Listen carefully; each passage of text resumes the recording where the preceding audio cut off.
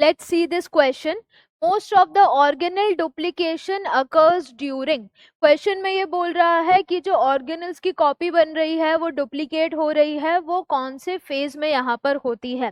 तो यहाँ पर जो कॉन्सेप्ट अप्लाई होगा क्वेश्चन में, अगेन वो कॉन्सेप्ट क्या अप्लाई होगा, फेजेस ऑफ सेल साइकिल. और फेजेस ऑफ सेल साइकिल में भी जो फेज का कॉन्सेप्ट यहाँ पर अप्लाई होगा दैट इज इंटरफेस. इंटरफेस. तो देखते हैं क्वेश्चन के बारे में. क्वेश्चन ये बोल रहा है कि most of the organelle duplication occurs during option A M phase, B interphase, C interkinesis and D cytokinesis. तो ऑर्गेनल्स की कॉपी बनाना जरूरी क्यों है, क्योंकि यहाँ पर हम जब सेल को डिवाइड करेंगे दो डॉटर सेल्स में तो equal amount of genetic material, इसी के साथ साथ हम बात करें सेल ऑर्गेनल्स भी प्रॉपर्ली डिस्ट्रीब्यूट होना जरूरी है. तो एक ऑर्गेनल की पहले कॉपी बनानी पड़ेगी तभी जाके वो इक्वली दो डॉटर सेल्स में जा पाएगी. तो अब ये ऑर्गेनल्स की कॉपी या डुप्लीकेशन कौन से फेज में होता है. ऑप्शन ए है एम फेज. एम फेज क्या था, डिवाइडिंग फेज, जिसमें सेल डिवाइड करेगा.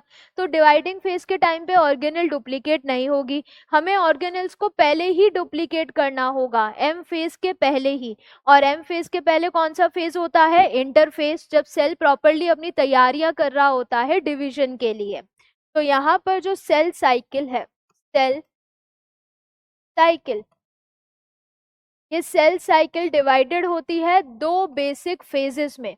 एक फेज क्या होता है, इंटरफेस, इंटरफेस, और दूसरा फेज क्या है, एम फेज.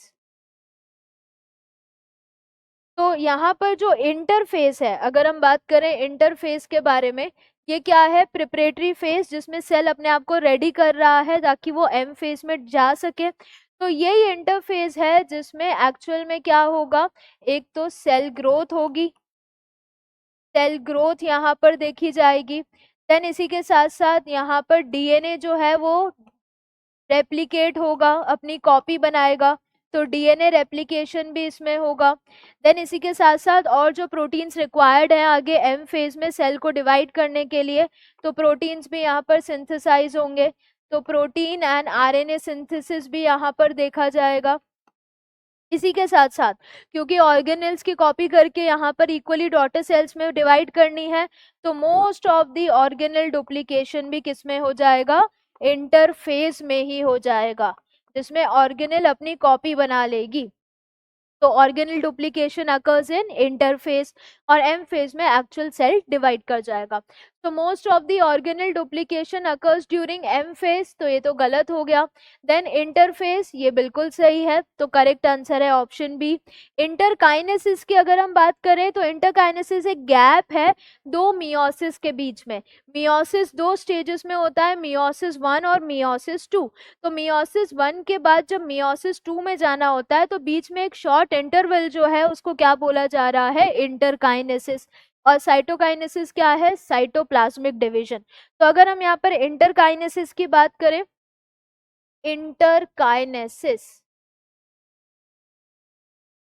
इंटरकाइनेसिस क्या है, इंटरकाइनेसिस एक फेज है बिटवीन टू माइटोटिक फेजेस. तो it is a short stage या short phase which occurs between meiosis 1 and meiosis 2. So it occurs between meiosis 1, meiosis 1 and meiosis 2. ये interface से completely एक अलग स्टेज है, इंटरफेस की तरह बिल्कुल भी नहीं है. देन इसके बाद साइटोकाइनेसिस यानी साइटोप्लाज्मिक डिवीजन, जिससे दो डॉटर सेल्स तैयार हो जाएंगी. तो जो साइटोकाइनेसिस है वो एम फेज के अंदर आएगा. यानी एम फेज डिवाइडेड होता है दो स्टेजेस में, एक होता है कैरियोकाइनेसिस, कैरियोकाइनेसिस, और दूसरा क्या होता है, साइटोकाइनेसिस, साइटोकाइनेसिस यानी साइटोप्लाज्मिक डिवीजन. तो इस तरीके से most of the organelle duplication occurs during interphase. Correct answer is option B.